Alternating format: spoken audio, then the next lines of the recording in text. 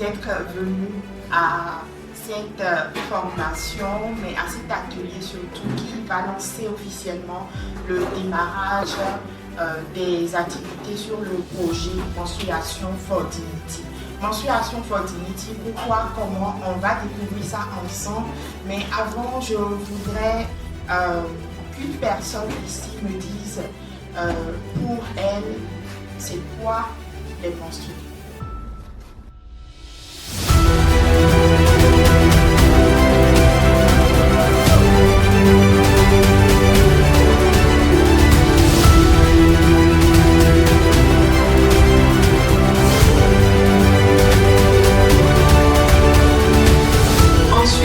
Je travaille également à la déconstruction des mythes et tabous autour de la menstruation. Donc ce que vous allez voir déjà sur le t-shirt et ici, j'ai souvent ce petit t-shirt que je porte pour pouvoir déconstruire les mythes. Et donc c'est écrit de ce vagin coule du sang et non la honte. Donc je travaille typiquement sur ça. Je m'amuse en communauté avec les filles à pouvoir travailler avec elles, à déconstruire les mythes et tout. Donc on aura l'occasion de pouvoir travailler ensemble, de pouvoir faire une clarification des valeurs ensemble, de pouvoir déterminer quels sont les mots qu'on va utiliser désormais et qu'est-ce qu'il ne faut plus utiliser quand on veut parler de la santé et de la dignité menstruelle.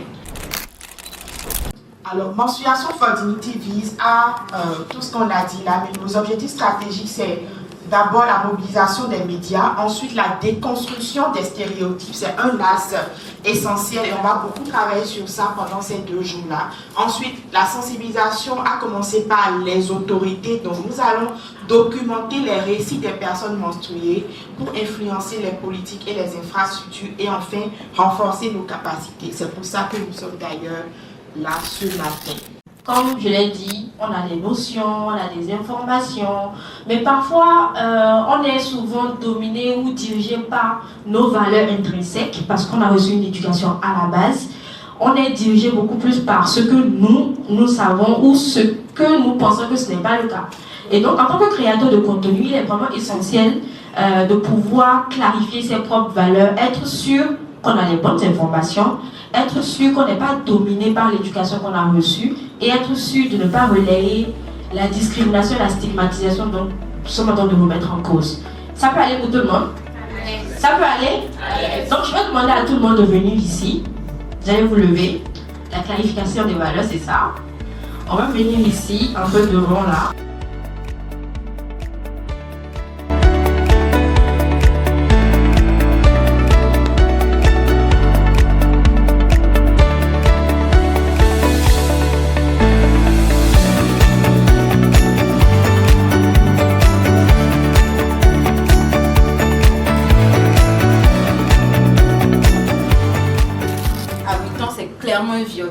Plus largement, la dignité menstruelle correspond au fait pour les personnes menstruées d'avoir accès aux informations justes sur les menstrues, aux infrastructures sanitaires et aux produits menstruels sécurisés et adaptés.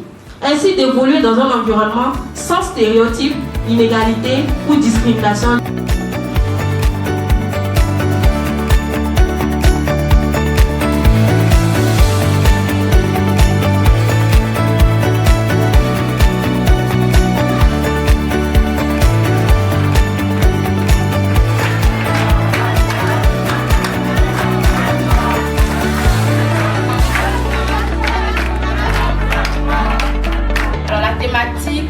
Qu'on m'a confié de développer sera de ma posture de communicante, de parler de la communication inclusive et la transformation des narratifs, plus particulièrement le rôle des influenceurs, des médias et des artistes.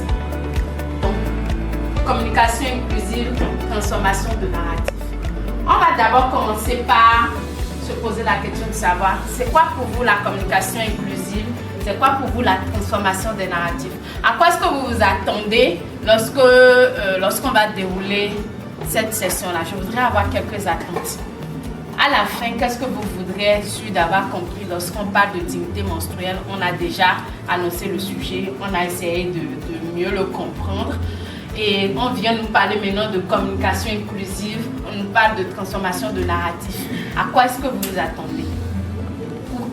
Oui, de pouvoir sortir de cette session avec l'aptitude de pouvoir communiquer de pouvoir faire une communication qui n'est pas orientée vers une cible et qui parle de quoi, qui est vraiment générale et englobante et qui ne discrimine pas. La première chose, c'est que pourquoi est-ce que nous devons parler de la communication menstruelle? On va l'appeler simplement la communication menstruelle. La communication sur la dignité menstruelle, on va simplement pour raccourcir, on va parler de la communication menstruelle. Pourquoi est-ce que nous devons en parler? On est d'accord, sujet tabou. On en parle, il est question parfois de honte, souvent invisibilisée. Avec l'histoire que Aïcha Tout nous a relayée dans la session précédente, c'est une fille qui n'avait jamais entendu parler de ça, qui lorsqu'elle s'est retrouvée tachée, elle a été tachée. C'était des moqueries qu'elle a subies, elle avait beaucoup honte, mais qui plus tard s'est rendu compte que c'était l'expression de son corps tout simplement et qu'il n'y avait pas de honte qu'elle devrait avoir. Le sang des règles, on l'a déjà dit, c'est pas tabou, c'est pas un sujet, c'est plutôt porteur de la vie.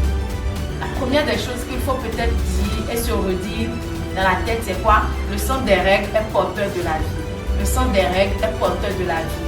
Le sang des règles n'est pas de la honte, est porteur de la vie. Quand on commence déjà par se dire ça et commencer par se répéter ça, on a plus de facilité à parler du sujet sans avoir honte.